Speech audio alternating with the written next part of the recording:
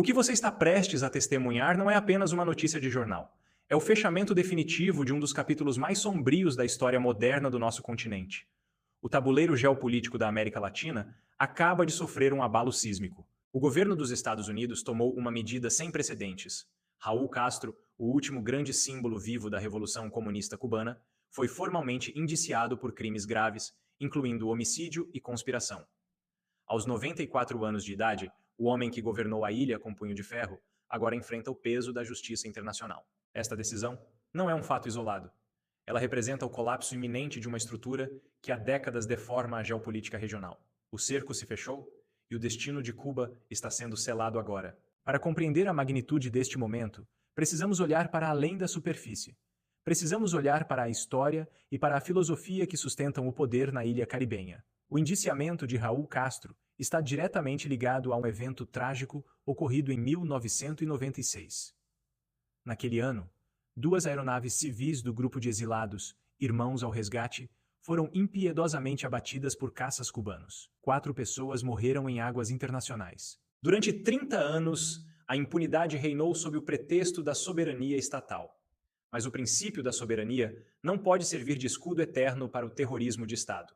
A ordem para aquele ataque partiu diretamente da alta cúpula de Havana. A liderança americana atual entendeu que a justiça tardia ainda é justiça. Ao resgatar esse crime, os Estados Unidos quebram a narrativa de imunidade histórica que os ditadores latino-americanos construíram ao redor de si mesmos. Esta ação judicial representa o colapso de uma blindagem mística. Por décadas, as lideranças da chamada Revolução Cubana foram tratadas por parte da comunidade global como figuras intocáveis. Intelectuais, diplomatas e governos ocidentais fecharam os olhos para os abusos sistemáticos cometidos na ilha. O indiciamento de Raul Castro quebra esse feitiço ideológico. Ele demonstra que o tempo da tolerância estratégica acabou. A mensagem enviada por Washington é clara e atinge diretamente o coração de todos os regimes autoritários do planeta. Ninguém está além do alcance da lei, independentemente da idade ou do passado revolucionário. O peso moral desta acusação destrói o mito da invencibilidade castrista. Abre uma fresta profunda na armadura de um regime que sempre se alimentou da propaganda e do medo para sobreviver. Para entender como Cuba chegou a este ponto de ruptura, é preciso desconstruir o mito de fundação do regime. A narrativa oficial construiu a ilusão de uma utopia igualitária, uma resistência heróica contra o imperialismo.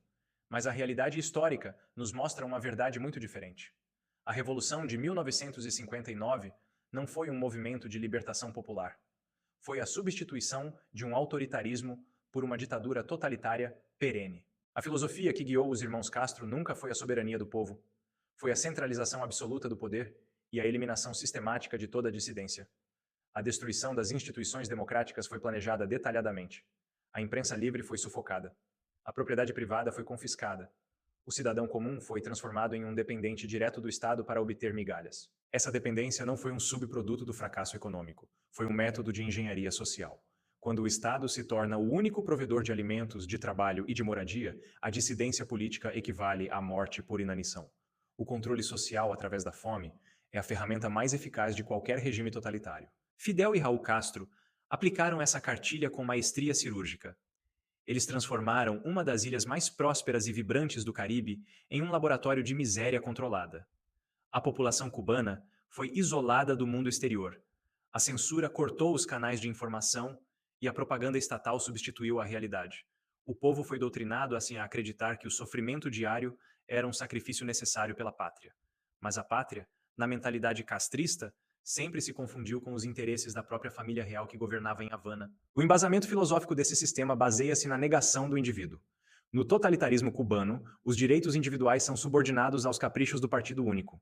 O cidadão não possui valor intrínseco. Ele é apenas uma peça na engrenagem de manutenção do poder coletivo. Aqueles que ousaram questionar essa premissa foram rotulados como traidores, vermes e agentes do imperialismo. Milhares foram fuzilados no paredão. Dezenas de milhares foram jogados em prisões políticas subhumanas. Milhões foram forçados ao exílio, arriscando suas vidas em balsas improvisadas no Estreito da Flórida. O indiciamento de Raul Castro é o reconhecimento legal de que essas décadas de abusos não foram atos de governança. Foram crimes continuados contra a humanidade. É a desmistificação de um sistema que usou a retórica da justiça social para esconder uma tirania dinástica impiedosa. Por trás dos tribunais e das discussões ideológicas Existe uma realidade econômica devastadora. Cuba não está apenas isolada politicamente. O país está colapsando de dentro para fora. A ilha enfrenta hoje a pior crise humanitária de sua história. Falta energia elétrica, faltam combustíveis, falta o básico para a sobrevivência humana. Alimentos desapareceram das prateleiras. Os apagões duram 18 horas por dia, destruindo o pouco que resta da atividade econômica e da infraestrutura doméstica. A grande mídia costuma culpar o embargo econômico americano por essa miséria crônica. Essa é uma leitura rasa, preguiçosa e profundamente desonesta. O embargo nunca impediu Cuba de negociar com o restante do mundo. A ilha comercializa livremente com a Europa, com a China, com o Canadá e com a América Latina. E a verdadeira causa da fome e da ruína em Cuba tem um nome técnico bem definido. Esse nome é Gaisa. A Gaisa é uma gigantesca corporação estatal controlada inteiramente pelas Forças Armadas cubanas. Ela funciona como um Estado dentro do Estado. Este conglomerado militar centraliza e absorve a quase totalidade da riqueza que entra no país. Todas as redes de hotéis de luxo, as agências de turismo, as lojas de importação e os portos são de propriedade da Gaisa. Quando um turista estrangeiro gasta dinheiro em Havana, esse capital não vai para o povo cubano. Não vai para os hospitais sucateados ou para a manutenção da rede elétrica falida. Esse dinheiro é canalizado diretamente para as contas bancárias da oligarquia militar e dos generais leais ao partido. Enquanto a cúpula militar vive na opulência, protegida em mansões exclusivas, a população civil é submetida à escassez absoluta. O modelo econômico cubano nunca foi sobre igualdade ou distribuição de renda. Ele sempre foi sobre a extração máxima de riqueza da sociedade para o financiamento de uma elite fardada. A Gaisa utiliza o aparato repressivo do Estado para garantir o seu monopólio comercial. Pequenos negócios privados são asfixiados por impostos e regulações brutais. Qualquer iniciativa econômica que não seja controlada pelos generais é considerada ilegal. A miséria do povo cubano é, portanto, o resultado direto de uma economia de pilhagem organizada. O indiciamento de Raul Castro expõe essa estrutura mafiosa ao mundo, demonstrando que os líderes do regime operam mais como chefes de um cartel econômico do que como governantes de uma nação. Diante do colapso estrutural evidente da ilha, Washington mudou drasticamente a sua estratégia de pressão geopolítica. O governo americano colocou na mesa uma proposta ousada e desestabilizadora. A oferta de 100 milhões de dólares em auxílio humanitário emergencial diretamente para o povo cubano. Essa assistência inclui medicamentos, insumos médicos e alimentos básicos. No entanto, há uma condição inegociável e cirúrgica nesta proposta. Esse recurso financeiro e material não passará, sob hipótese alguma, pelas mãos do governo ditatorial ou das empresas controladas pela Gaisa. A distribuição e a gestão de todo o auxílio deverão ser feitas exclusivamente por entidades independentes e respeitadas na ilha, como a Igreja Católica e organizações não governamentais internacionais. Esta manobra diplomática representa um verdadeiro xeque-mate estratégico contra a cúpula de Havana. Ela retira do regime a sua principal arma de controle social, que é a distribuição seletiva de alimentos. Se a ditadura aceitar a ajuda humanitária sob essas condições, ela perde publicamente o monopólio da provisão e enfraquece o seu discurso de autossuficiência e soberania. O povo cubano verá que a sua salvação imediata veio do suposto inimigo imperialista, intermediada por uma instituição independente. Por outro lado, se o regime rejeitar a oferta, ele provará de forma irrefutável para a sua própria população e para a comunidade internacional que prefere ver o seu povo passar fome e morrer, por falta de remédios, a abrir mão de 1 milímetro de controle político. Este movimento expõe a hipocrisia central do discurso castrista. Desmascara a narrativa de que as sanções americanas são as responsáveis pela tragédia humanitária na ilha. A recusa ou a aceitação humilhante da ajuda coloca os generais cubanos em um beco sem saída político. A proposta americana foi desenhada para empoderar a sociedade civil cubana e as instituições religiosas, que historicamente têm sido focos latentes de resistência moral contra o materialismo de Estado. Ao forçar o regime a tomar uma decisão pública sobre a fome do seu próprio povo, Washington acelera as contradições internas do sistema, aumenta a insatisfação popular e fragiliza os últimos pilares de legitimidade que a ditadura ainda fingia possuir perante os seus aliados internacionais. O impacto profundo deste movimento jurídico e econômico vai muito além das fronteiras geográficas da ilha de Cuba. Cuba nunca foi apenas uma ditadura caribenha isolada. Ela sempre funcionou como o verdadeiro farol ideológico, o centro nervoso e o porto seguro das esquerdas radicais em todo o continente americano. Foi em Havana, sob a mentoria de Fidel e Raul Castro, que nasceu a estratégia de ocupação de espaços e de poder que mais tarde se consolidaria na criação do Fórum de São Paulo. Essa organização transnacional foi desenhada especificamente para replicar o modelo de perpetuação de poder cubano em outras nações da América Latina, adaptando-o para as realidades locais através do uso estratégico das regras democráticas para destruir a própria democracia por dentro. Os regimes autoritários da Venezuela e da Nicarágua são filhos diretos dessa mentoria cubana.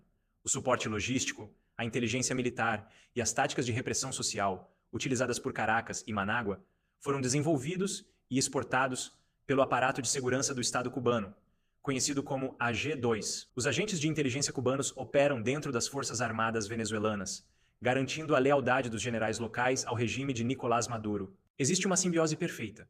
A Venezuela enviava petróleo subsidiado para Havana e Cuba devolvia esse favor na forma de controle social, espionagem e blindagem repressiva contra a oposição.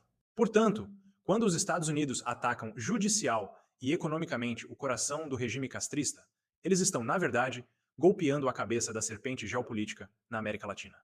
O indiciamento de Raul Castro envia um sinal claro de alerta máximo para todo o eixo transnacional que opera na região.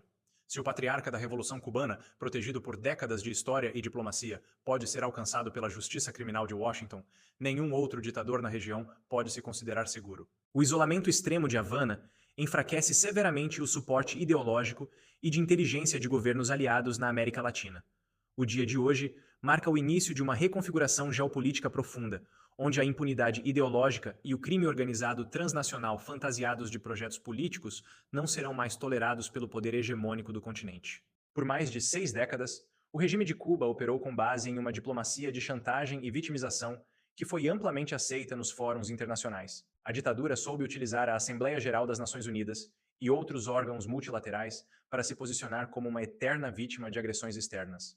Essa blindagem diplomática permitiu ao regime receber empréstimos bilionários de países europeus e asiáticos, capitais que foram sistematicamente desviados para a manutenção do aparato repressivo, sem nunca gerar desenvolvimento real para a economia da ilha. Clubes de credores internacionais perdoaram repetidamente dívidas astronômicas contraídas por Havana, sob a ilusão de que o regime faria reformas políticas de abertura. No entanto, o atual cenário de indiciamento criminal de Raul Castro destrói as bases dessa complacência diplomática internacional. Países democráticos que antes mantinham relações cordiais com Havana por motivos comerciais ou de equilíbrio geopolítico, agora se veem diante do constrangimento de dialogar com uma liderança formalmente acusada de homicídio e conspiração internacional. A pressão de Washington força as chancelarias do mundo ocidental a escolherem um lado. Não é mais possível manter uma postura de neutralidade cínica quando as provas do envolvimento direto do regime no terrorismo de Estado e no narcotráfico transnacional são expostas publicamente nos tribunais federais americanos. Este isolamento diplomático extremo asfixia as últimas fontes de financiamento externo que ainda mantinham o regime em pé. Sem o fluxo de créditos internacionais e sem a cumplicidade política de governos ocidentais, a ditadura cubana perde a sua capacidade de manobra no cenário global. As alianças estratégicas com potências distantes, como a Rússia e a China, também encontram limites práticos. Nem Moscou nem Pequim estão dispostas a arcar com os custos financeiros de um Estado totalmente falido e sob intenso cerco judicial, especialmente quando a ilha não tem mais ativos econômicos valiosos a oferecer em troca. A queda da blindagem diplomática deixa o regime castrista exposto à sua própria incompetência e à fúria contida de uma população que não aceita mais as desculpas oficiais para a sua miséria. O regime cubano alega veementemente que todas essas ações coordenadas de Washington não passam de uma manobra política mesquinha, fruto de pressões eleitorais internas na Flórida. Mas os fatos brutos e a realidade no terreno demonstram que a pressão diplomática, judicial e financeira atingiu um ponto crítico de não retorno. Os próximos passos desta crise geopolítica apontam para o fim inevitável de um ciclo histórico que moldou a América Latina na segunda metade do século XX. A transição política em Cuba não é mais uma questão de especulação abstrata sobre o futuro. Não se trata de perguntar se ela vai acontecer, mas sim de prever exatamente quando e como ela se consolidará. As estruturas de ferro que sustentaram a ditadura por mais de 60 anos estão profundamente oxidadas, sem recursos financeiros para se automanterem e sem a legitimidade ideológica que movia as gerações passadas. Os jovens cubanos de hoje não possuem qualquer ligação emocional com os mitos da Revolução de 1959. Eles não querem saber de discursos inflamados contra o imperialismo na Praça da Revolução. Eles querem acesso à internet livre, eletricidade contínua, comida na mesa, liberdade de expressão e a oportunidade de construir suas vidas sem a interferência asfixiante de um partido único. A resistência interna deixou de ser um movimento minoritário de intelectuais exilados e se transformou em um clamor popular generalizado, que ecoa nas ruas de Havana e das províncias mais distantes da ilha. A história nos ensina, através de lições duras e repetidas, que todos os regimes totalitários baseados no medo e na mentira parecem indestrutíveis e eternos para os observadores casuais, até o momento exato em que desabam repentinamente sob o peso insustentável de suas próprias contradições econômicas e morais. Foi assim com a União Soviética. Foi assim com o Bloco de Leste Europeu. E será assim com o castrismo. O indiciamento de Raul Castro é o catalisador que faltava para acelerar esse processo de decomposição interna e externa. O império do medo está chegando ao fim, e uma nova configuração geopolítica está nascendo na América Latina. Acompanhar a velocidade e a complexidade desses acontecimentos históricos exige uma análise profunda, fria e realista. Uma visão distante das narrativas simplistas, superficiais e enviesadas da grande mídia tradicional. Você valoriza uma análise geopolítica de alto nível, fundamentada na verdade factual, no contexto histórico e na defesa dos valores da liberdade e da dignidade humana? O seu lugar é aqui conosco. Inscreva-se agora mesmo no canal Eixo de Ruptura. Ative todas as notificações para não perder nenhuma das nossas próximas análises detalhadas deste cenário internacional que muda a cada hora. Deixe o seu like para apoiar e fortalecer o nosso trabalho de jornalismo independente. Compartilhe este vídeo com os seus amigos, familiares e com todas as pessoas que precisam compreender o que realmente está em jogo no destino geopolítico da nossa região e do mundo. Muito obrigado pela sua audiência e até a próxima análise.